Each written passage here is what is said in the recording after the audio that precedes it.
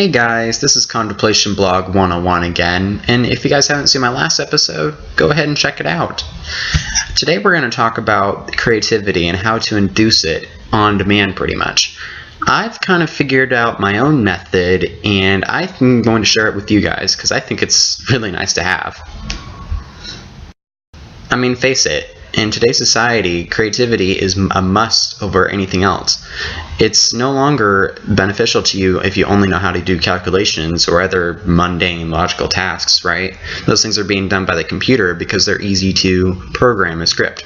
Trust me, I know, I've done a little Android program myself. So it makes sense to kind of teach yourself creativity, right? But I guess the problem that many of you guys face is that you tend to not really come out to be creative, I guess. You've kind of always been like the dull type or something. And anytime that you are creative, it's more of just a divine inspiration or something, something chaotic and random that just comes around.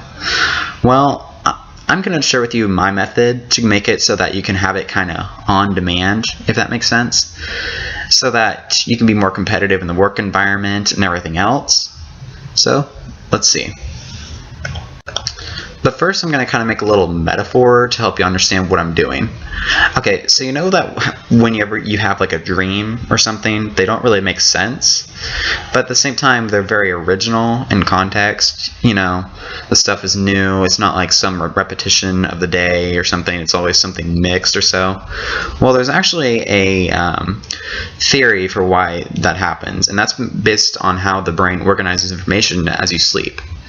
When all the memories and stuff are transcoded into more of a permanent kind of format in the brain, because we've actually figured out how that works. Neurologists, not we, but neurologists. Anyways, when those things are organized, many different aspects of information are kind of randomized, and they're portrayed throughout the brain in different formats, and because of this randomization, different abstractions can ensue. And these abstractions come from different qualities that come out. Think of, let's say, a couple different random qualities. Let's say that you think of, I don't know, a tree, right? And then you think of a dog. Maybe you happen to think of the dog ears at the same time that you think of the tree. Well, what if you had a tree that instead of having leaves, it had dog ears? Congratulations, you just invented a new kind of creative concept. That's what happens during your dreams. Sometimes they don't make sense, but different qualities can randomly occur to create new original stuff. So my method to induce creativity at will is to kind of emulate what a dream does.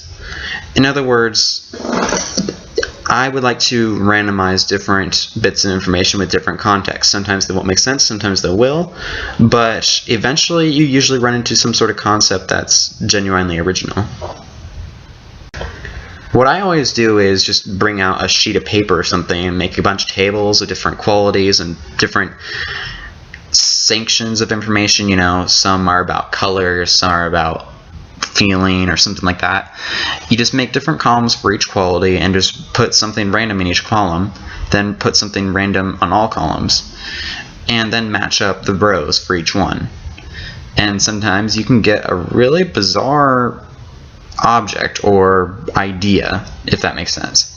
If you use this technique, it's very powerful if you know how to do it right. Now, you don't have to use like a piece of paper. I mean, that's just the way I do it, but you just have to figure out some way to make different random bits of information mixed together in some sort of way. It doesn't really matter. I mean, there actually are random word generators on the web that you can use if you're that lazy and you don't really want to really be creative on demand. But it's the same basic principle. So, yeah, that's what you guys can do. So you guys should try this at home as well if you're kind of stuck and you have some sort of block in creativity or something. And let me know how it works, and if there are any refinements to the technique that you use or something, just say it in the comments. And if you haven't already, just go ahead and subscribe if you want to. I'm coming out with episodes just about every day of the week now. Alright, see you guys later.